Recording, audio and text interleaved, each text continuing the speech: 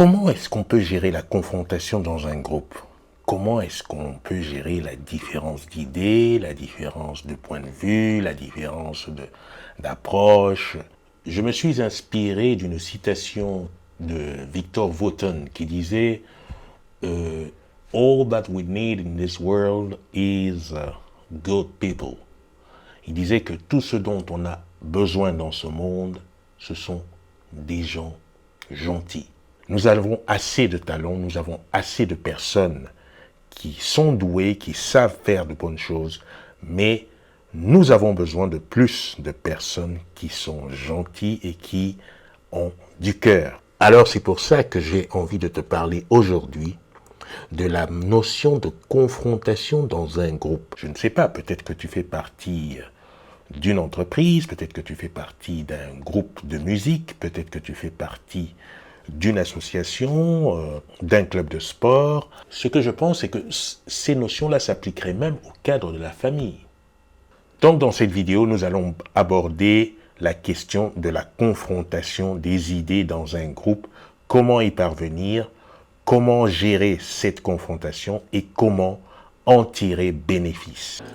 Bonjour, je suis Jean-Serge Moulumba, votre hôte de ce podcast dédié à vos relations plus épanouies. Si vous n'êtes pas encore abonné à la chaîne, tâchez de le faire dès à présent. Tâchez également de liker et de partager autour de vous, car cela m'aide semaine après semaine à construire plus de valeur pour vous. Imagine que tu es dans un groupe, tu es peut-être le pianiste, tu es le bassiste ou le batteur, le chanteur, le choriste, le percussionniste. Tu arrives dans ce groupe pour un projet précis ou plusieurs projets.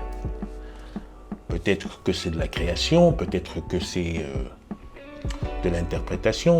C'est un groupe musical que tu vas former avec d'autres personnes pour, comme je dis, soit faire de la création, soit faire un tribute. En tout cas, ça sera pour un projet ou plusieurs projets que vous allez devoir mener ensemble.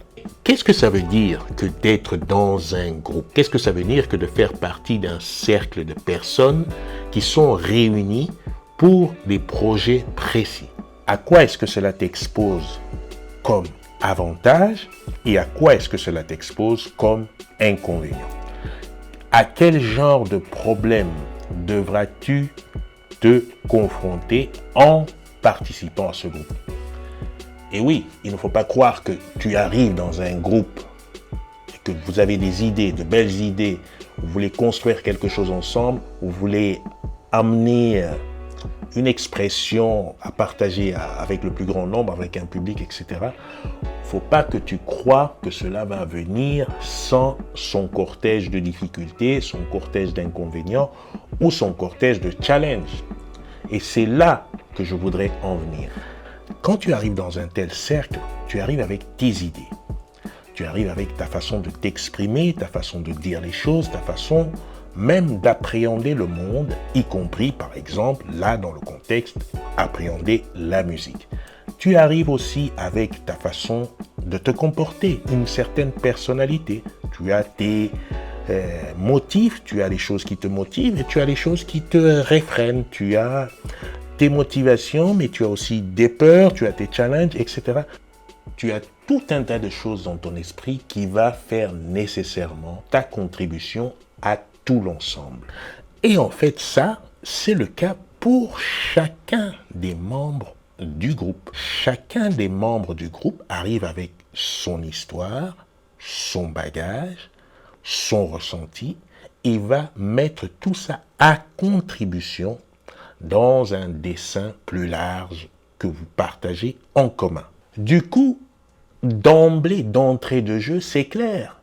Ce n'est pas possible que tout le monde soit sur la même longueur d'onde d'entrée de jeu. C'est clair qu'il va falloir des ajustements, qu'il va falloir des compromis, il va falloir de l'expression. Il va falloir construire une sorte de plateforme qui fédère tout le monde en tenant compte des différences et de l'originalité de chacun. C'est incroyable le nombre de personnes qui croient qu'il suffit juste d'être très bon dans un domaine pour être un bon membre du groupe.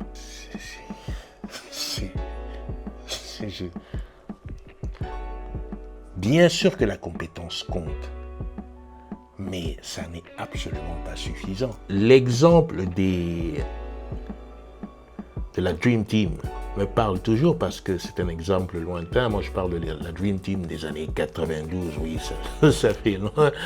Et il est très probant. Là, à cette époque-là, c'était une équipe de basket américaine qui avait été réunie et qui ne comptait que des grandes stars. Dans son équipe. Et qu'est-ce qui s'est passé au tout début? Ça a été un fiasco total. Dans leurs premiers entraînements, dans leurs premières réunions, tout était dégénéré. Jusqu'à ce que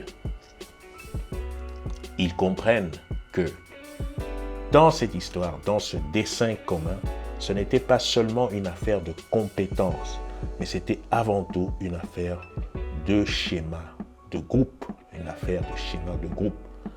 qui devait être mise en avant pour pouvoir produire les meilleures performances. C'est vrai que dans un groupe comme celui-là, comme c'était le cas, ils avaient tous une belle réputation, ils avaient tous du succès, ils étaient tous très très célèbres, donc il n'y avait pas d'autre chose à prouver pour eux, mais ils avaient des égos bien remplis, bien conditionnés, et ils n'étaient pas assoiffés de quoi que ce soit en termes de réalisation. Du coup, il a fallu faire autrement. Il a fallu penser à quelque chose de différent. Et qu'est-ce que ça a été? Eh bien, ça a été un nouveau mode de communication basé sur le nivellement de tous. Ils avaient tous choisi délibérément maintenant de communiquer à un seul et même niveau, quels que furent leurs palmarès, quels que furent leurs accomplissements outre mesure, quelles que furent leurs célébrités par ailleurs, ce qui a nécessairement eu pour effet de générer un nouveau groupe basé sur 3 choses: le respect, la considération et la confiance. Cela veut dire qu'à partir de ce moment-là, toutes les alliances qui se faisaient un petit peu en dessous, c'est-à-dire que un membre de l'équipe allait voir un autre membre et commençait à critiquer, former des alliances, etc., pour nuire à la personne qui gênait, étaient proscrites. Ils ont développé de la clarté, c'est-à-dire que la même information pour tout le monde a accès aux mêmes ressources et tout le monde est au service de tout le monde. Quand tu es le bassiste du groupe et que tu sais que tout ce que tu vas dire va être considéré, on va en tenir compte. Quand tu sais que toutes les ressources dont tu auras besoin vont être réunies pour que tu puisses apporter le meilleur de toi-même. Quand tu sais que tu es au sein de ce groupe, tu es le pianiste, tu es le batteur, tu es le guitariste, tu sais que tu peux te permettre de te tromper et que cela ne va pas être un problème, que ce soit dans le choix de ton organisation personnelle, de la façon de jouer, que ce soit dans le choix de tes préférences musicales. Tu ne vas pas être pour autant jugé, tu ne vas pas être condamné à partir du moment où tout cela est dans le sens du développement de tout le groupe. La confrontation devient alors un atout parce qu'elle permet à tous les membres du groupe de partager leurs idées sans se sentir pour autant jugés, sans se sentir rejetés et de pouvoir tirer le meilleur de ce qui est. On ne peut pas établir la confiance dans un groupe quand les membres du groupe sont traités à des vitesses différentes. C'est-à-dire qu'il y a des membres qui sont considérés beaucoup plus haut que les autres, soit par rapport à leurs compétences, par rapport à leur niveau de jeu, soit par rapport à leur palmarès antérieur. Je l'ai dit, c'était déjà le cas pour la Dream Team.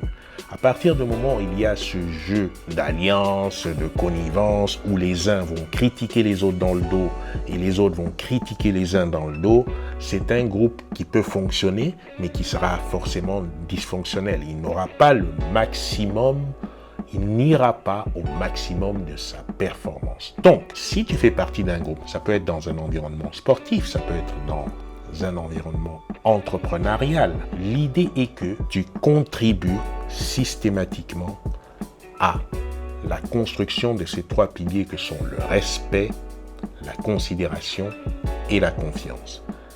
Le respect et la considération étant la base, la confiance naît d'elle-même, comme le sommet de la pyramide. Cela veut dire que tu as complètement intégré que dans un groupe, chacun a sa façon de penser, chacun ressent les choses à sa manière et que il n'est pas possible qu'il en soit autrement. Par contre, tu sais aussi qu'il y a des terrains où on peut toujours s'améliorer. Et le premier terrain qui favorise la cohésion dans un groupe, c'est la communication. La communication authentique, sincère et empathique. Une communication où on favorise le bien-être des uns et des autres, on crée un environnement où on ne se critique pas les uns les autres, au contraire, on favorise le bien-être, le développement individuel dans le but de la prospérité de tout l'ensemble. Ceci ne va pas complètement écarter les systèmes égotiques individuels, mais au moins, je pense que ça a le mérite de mettre tous ces systèmes égotiques de façon majoritaire à contribution du développement de l'ensemble. Il y a une personne qui posait la question à Gary Vee, qui est quelqu'un de très connu au niveau mondial parce que c'est un chef d'entreprise et aussi un influenceur dans les médias sociaux, c'est un Américain. Et on lui posait la question, mais comment tu fais pour gérer tes équipes? Comment est-ce que ça se passe? Il disait, moi, en premier lieu, je fais confiance. Je fais en sorte que les personnes se sentent complètement à l'aise d'opérer et je les accompagne de toutes mes ressources pour qu'elles s'expriment au mieux. Et je pense que dans ces systèmes-là, on touche à ces piliers fondamentaux que sont le respect, la considération. Respecter les gens pour les idées qu'ils ont, pour les ressentis qu'ils ont, les considérer pour la contribution qu'ils apportent dans un groupe, que ce soit au niveau de l'instrument, que ce soit au niveau de leur présence, de leur organisation, au niveau de leur disponibilité, au niveau de leur comportement. Favoriser de façon empathique leur évolution. C'est-à-dire que normalement, en entrant dans un groupe, chaque individu devient meilleur, non seulement en tant qu'instrumentiste, là puisqu'on parle de musique, mais ça pourrait être dans le milieu du sport en tant que sportif, mais aussi un meilleur être tout simplement. Un système qui regroupe des individus où il n'est pas tenu compte des idées de chacun, il n'est pas tenu compte du respect, il n'est pas tenu compte de considération. Un groupe où il y a toujours des non-dits d'un côté et des tabous de l'autre. Un groupe où on s'encourage à critiquer dans le dos les uns et aller seulement encenser d'autres parce qu'ils ont de tels niveaux, ils ont des niveaux de compétences peut-être plus élevés. C'est un groupe dysfonctionnel. Par essence, il va avoir de la performance, mais il n'ira pas au mieux. Tu pourrais tirer meilleure partie de ton groupe si, dans ton esprit, le respect et la considération sont des valeurs fondamentales. Parce que de là émerge la confiance et de là, tout le système en profite. Et dans un tel environnement, la confrontation n'est pas un problème, puisque les idées des uns et des autres sont respectées, les agissements des uns et des autres sont d'abord compris et analysés pour le meilleur fonctionnement du groupe tout entier. La confrontation devient donc un outil nécessaire et capital pour le développement d'un groupe tout entier. Pense à t'abonner à la chaîne, pense à liker, pense à partager autour de toi. Je te dis à la prochaine vidéo.